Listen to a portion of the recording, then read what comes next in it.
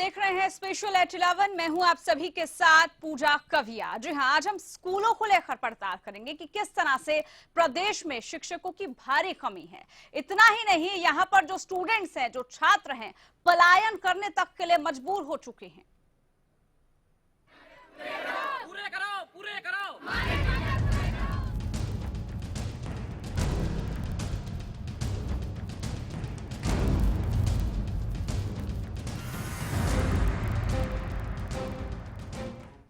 तो ये जो आपने छात्रों की आवाज सुनी, दरअसल ये रतिया के स्कूल की कहानी है, जहां पर स्टूडेंट्स इतने परेशान हो चुके हैं कि वो पलायन करने के लिए मजबूर हैं। चेतावनी वो दे चुके हैं कि अगर टीचर्स नहीं आए हमारे स्कूल में तो हम पलायन कर देंगे।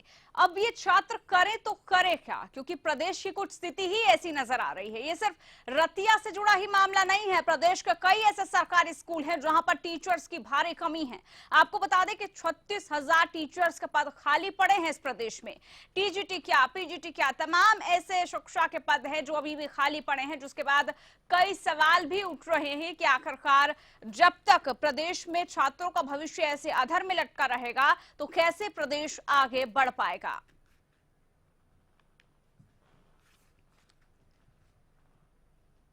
तो रतिया के स्कूल के बच्चे हैं जो आपको तस्वीरों में नजर आए, लेकिन सबसे पहले आप एक रिपोर्ट पर नजर डालिए और उसके बाद जानेंगे कि आखिरकार मुख्य वजह क्या है, क्यों यहां पर टीचर्स की इतनी भारी कमी है। पूरे कराओ, पूरे कराओ। कहने के लिए ये स्कूल है जहां राष्ट्र का निर्माण किया जाता है, जहां भविष्य तैयार किया जाता है, लेकिन बड़ा सवाल ये है कि आखिर राष्ट्र का निर्माण कैसे होगा जब राष्ट्र निर्माता ही स्कूल में नहीं होंगे। कैसे भविष्य तैयार होगा जब भविष्य निर्माता ही नहीं होंगे। रतिया के सरकारी स्कूल के छात्र स्कूल से पलायन को मजबूर हैं और उसकी वजह है उनके भविष्य के साथ हो रहा खिलवाड़। स्कूल में शिक्षकों की भारी कमी।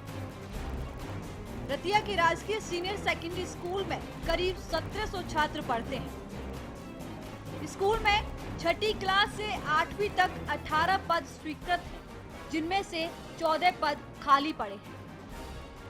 9वीं से 12वीं तक स्कूल में शिक्षकों की स्वीकृति पदों की संख्या 23 है, जिनमें से 10 पद खाली हैं।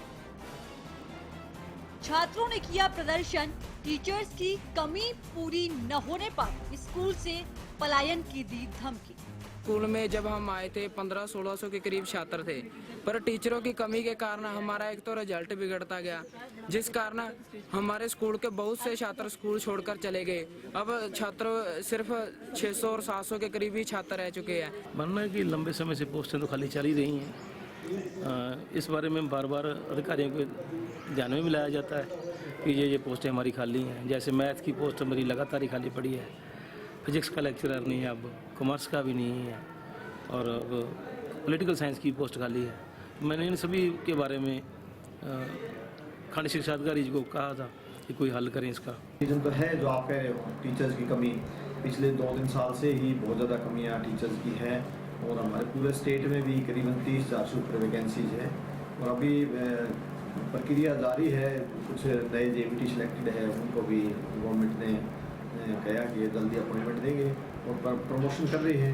जैसे नए पीजीटी आ जाएंगे मास्टर्स से और नए मास्टर बन जाएंगे इनसे जेबीटी से। तो इस प्रकार कोशिश तो ये है कि इस सेशन में शुरुआत में छुट्टियों से पहले लगभग वैकेंसियाँ भर जाएगी। पूरी तो नहीं कह सकते, लेकिन लगभग वैकेंसियाँ भरने का गवर्नमेंट का प्रयास है। लेकिन ये कहानी सिर्फ एक स्कूल की नहीं, लगभग हरियाणा के सभी स्कूलों की है। सरकारी आंकड़ों के मुताबिक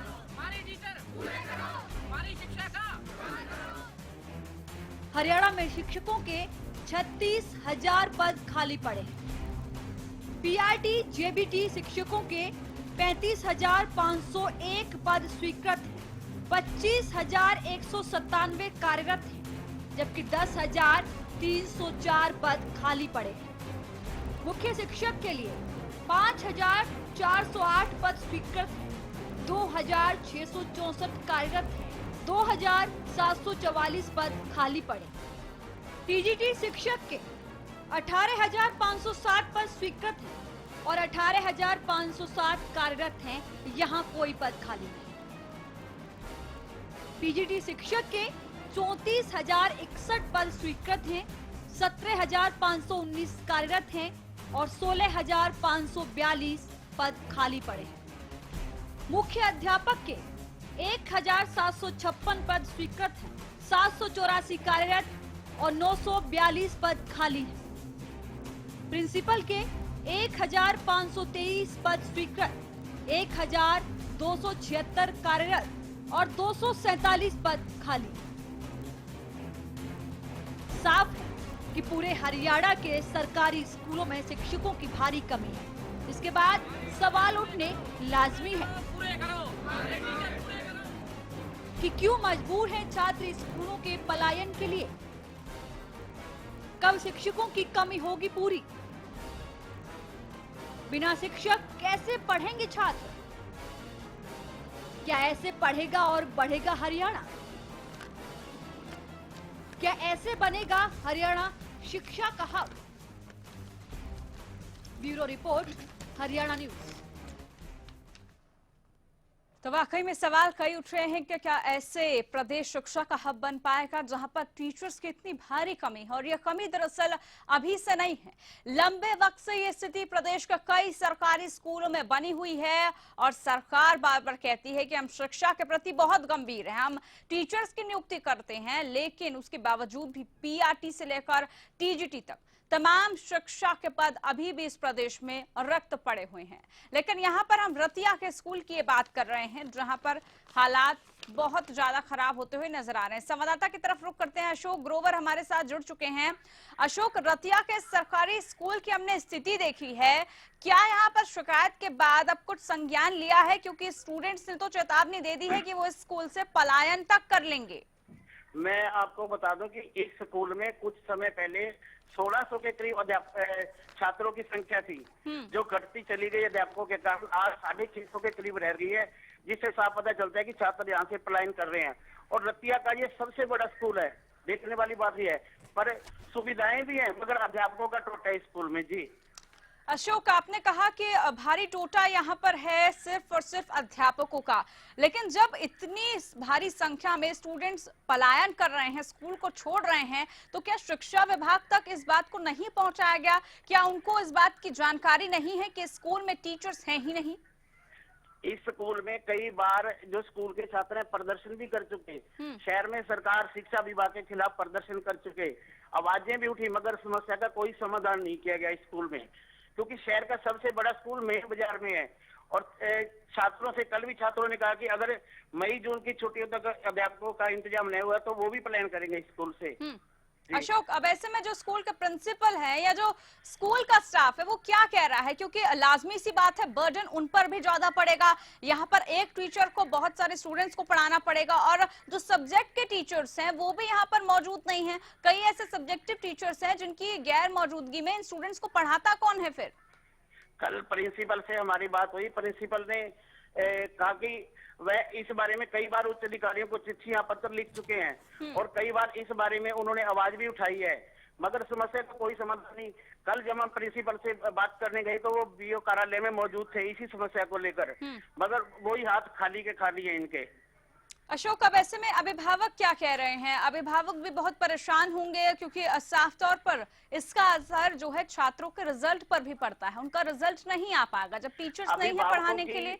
अभिभावकों की जहाँ तक बात है, अभिभावक तो अपने बच्चों को प्राइवेट स्कूलों की तरफ भेज रहे हैं, वो तो प्राइवेट स्कूलों में जा रहे हैं। ठीक, प्राइवेट स्कूल की तरफ रुख कर रहे हैं। साथ ही अशोक, जो स्टूडेंट्स अब यहाँ पर मौजूद हैं वो क्या बता रहे हैं? कौन कौन से मुख्य सब्जेक्ट के टीचर्स यहाँ पर नहीं है? इंतजाम तो दूसरे तो हैं, मगर टीचरों की कमी है जिसको लेकर वो परेशान है। अब ऐसे में छात्रों को चिंता है कि वो जाए तो जाए कहाँ। बहुत शुक्रिया अशोक आपका तमाम जानकारी हम तक पहुंचाने के लिए। मनदीप हमारे साथ जुड़े हैं जो कि यहीं के निवासी हैं, यानी कि स्थानीय निवासी हैं। मनदीप, आपको मेरी आवाज मिल रही है? हाँ जी। मनदीप, ये जो रतिया का सरकारी स्कूल है, यहाँ पर टीचर्स की कमी है, आपसे हम जानना चाहेंगे और किस तरह की परेशानी आती है स्टूडेंट्स को, क्योंकि आप वहीं के निवासी हैं तो आप बखूबी बता पाएंगे हमें अपनी समस्या के बारे में।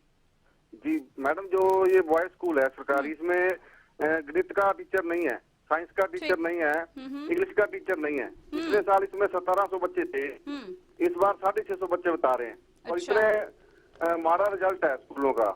इसके अंगेस्ट जो निजी स्कूल है लूटने के लिए तैयार बैठे हैं।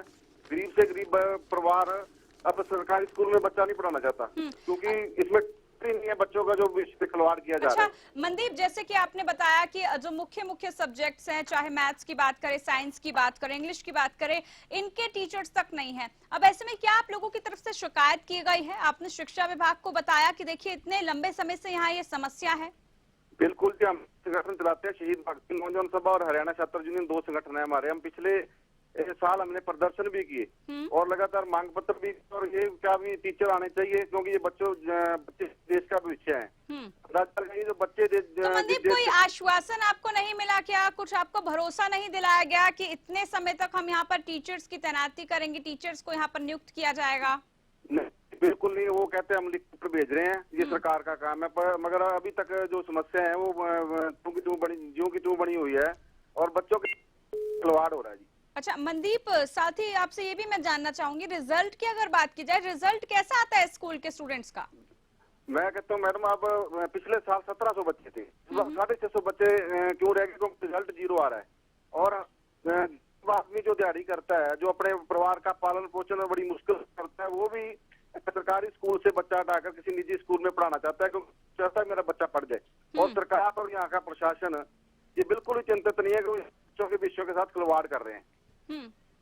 और अभी यहाँ टीचर पूरे किए जाए, बिल्डिंग बहुत बढ़िया है और निजी स्कूल है, वो इतनी महंगी फीसें हैं और लोगों को लूटने का काम कर रहे हैं। 134A के तहत सरकार ने कुछ राहत देने की बात थी, मगर 134A के तहत दाखिले नहीं किए जा रहे। जो स्कूलों के प्रशासन है वो निजी स्कूलों के साथ मिलकर चलता है। अच्छा मनदीप, आप हमारे साथ बने रहिए। बलबीर सिंह प्रदेशाध्यक्ष हमारे साथ जुड़े हैं अध्यापक संघ के। बलबीर सिंह जी, आपको आवाज मिल रही है मेरी?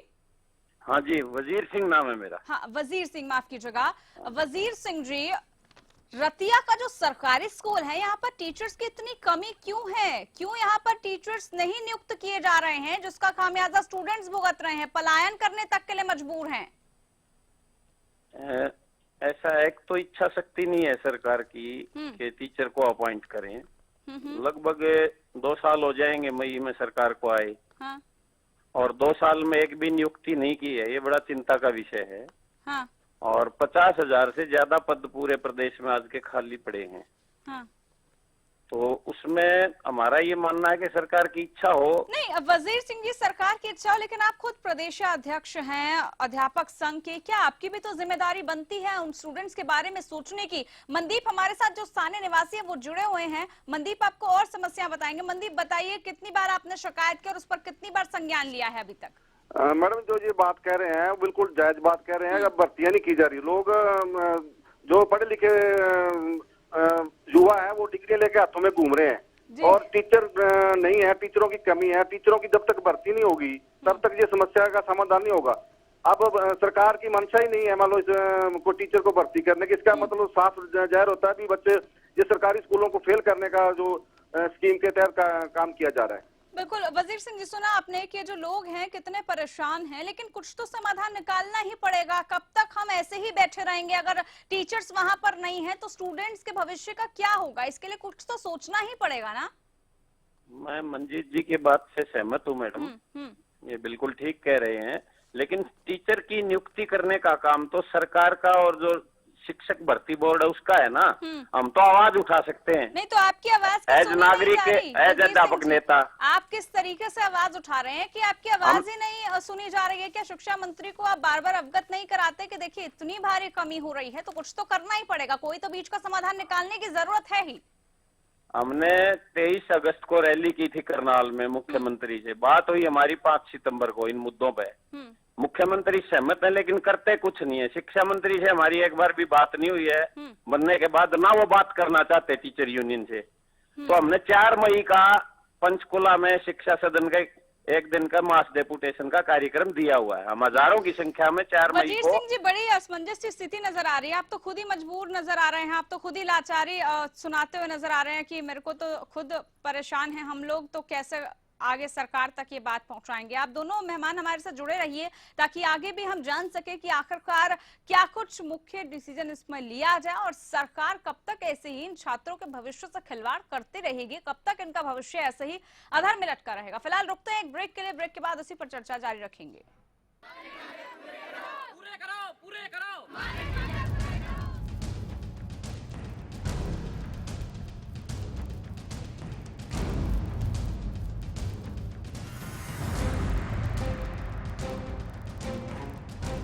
स्वाद कर दे दीवाना श्रीनंदन, सेहत का है खजाना श्रीनंदन, शुद्धता का है पैमाना श्रीनंदन शुद्ध घी, भरपूर सेहत भरपूर स्वाद, श्रीनंदन शुद्ध देसी घी। श्रीनंदन।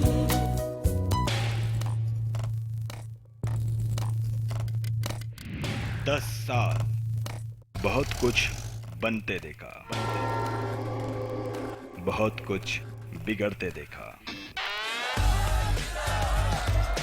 राजनीति के बदलते मायने देखे, सियासी धुरंधरों को धूल होते भी देखा,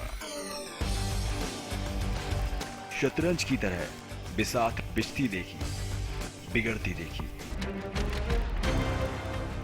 लगातार 10 सालों से बिना रुके बिना थके खेतों में खुशहाली लाए,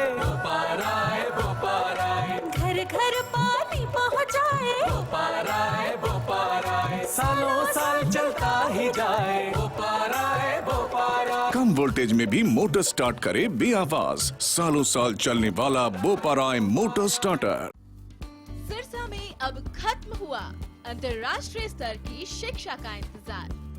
MDLR ग्रुप लेकर आए हैं MDK इंटरनेशनल स्कूल। हरियाणा के हरित क्षेत्र सिरसा में विश्व स्तरीय शिक्षा की खास पहचान। MDK international school Cambridge university London से जुड़े सिरसा के इस पहले रेसिडेंशियल कम डे बोर्डिंग स्कूल के डायरेक्टर हैं कैम्ब्रिज एग्जाम्स के आकलनकर्ता मिस्टर लॉरेंस फ्रे। विश्व स्तरीय शिक्षा के साथ MDK स्कूल में है एयर कंडीशन कैंपस और दूसरी आधुनिक जरूरी सुविधाएं, पुस्तकों से परिपूर्ण लाइब्रेरी और एक स्पेशियस कैफेटेरिया जिसमें बच्चों के लिए मिलेगा हेल्दी खाना। MDK इंटरनेशनल स्कूल की विश्व स्तरीय खेल एवं अन्य सुविधाएं आपके बच्चों का स्वास्थ्य एवं चहुमुखी विकास सुनिश्चित करती हैं। तारकेश्वरम धाम के नजदीक रानिया रोड सिरसा में। अधिक जानकारी के लिए संपर्क करें।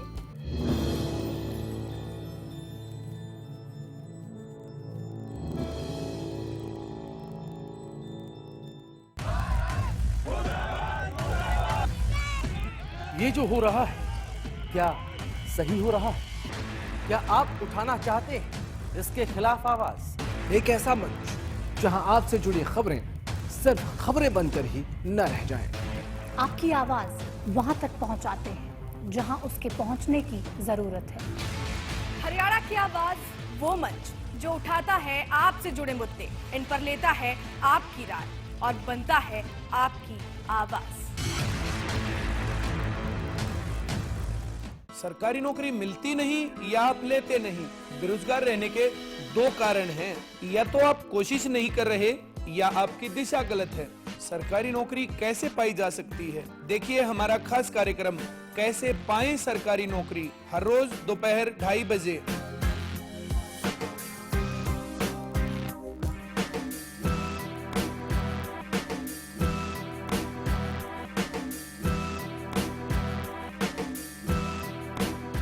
स्वाद कर दे दीवाना श्रीनंदन, सेहत का है खजाना श्रीनंदन, शुद्धता का है पैमाना श्रीनंदन शुद्ध घी, भरपूर सेहत भरपूर स्वाद, श्रीनंदन शुद्ध देसी घी। श्रीनंदन।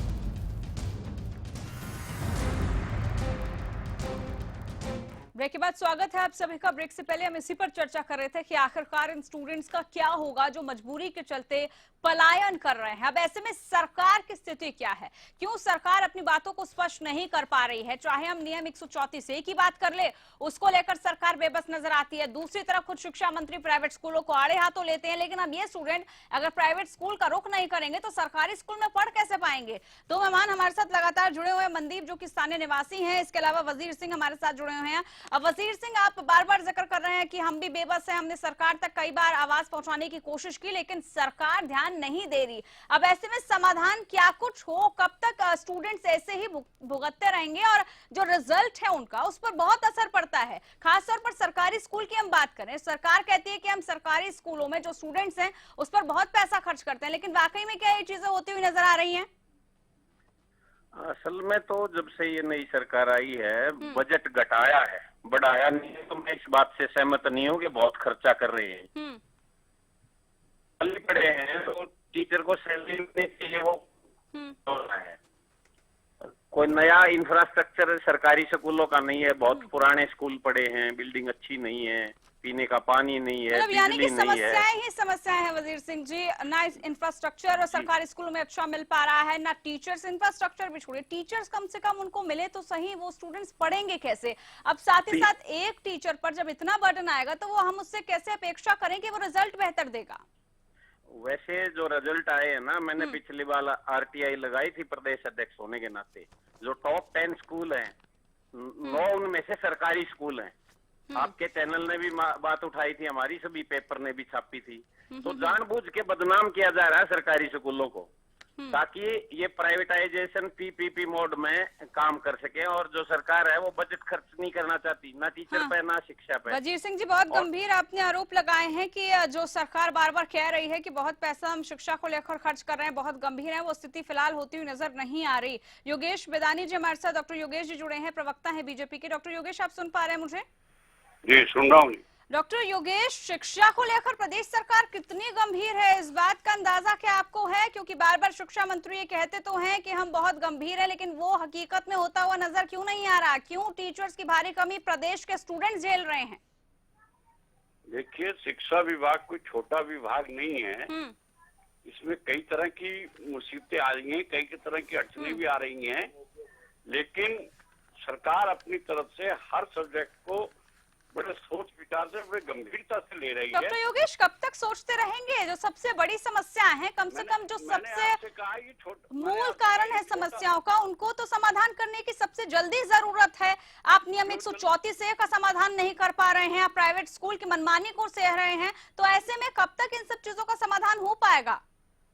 अभी आपने देखा कि हमने कई चीजों के DBT वालों को हल कर दिया। ये स्कूल वाली तो अभी होने वाली समस्या, इनकी तो बैठक हमने बिठा दी है। हाँ, थोड़ा सा समय लगता है, क्योंकि योगेश जी पता नहीं कितना समय लगेगा, क्योंकि बहुत समय हो रहा है, स्टूडेंट्स भुगत रहे हैं। उम्मीद यही कर रहे हैं हम कि जल्दी से जल्दी समाधान हो सके। बहुत शुक्रिया, आप हमारे साथ जुड़े, दो खास मेहमान भी हमारे साथ जुड़े हुए थे, आपका भी बहुत शुक्रिया। तो लगातार हम इसी को लेकर चर्चा कर रहे हैं कि आखिरकार क्या वजह है कि बार बार स्टूडेंट्स इसका भुगतान करते हैं। हालांकि सरकार की तरफ से भी कोई ऐसा जवाब नहीं मिला जिससे संतुष्टि इन स्टूडेंट्स को मिल पाए। अब देखना यह होगा कि आखिरकार इन स्टूडेंट्स के भविष्य का क्या कुछ होता है। चलिए इसी के साथ स्पेशल 11 में इतना ही, दीजिए इजाजत, नमस्कार।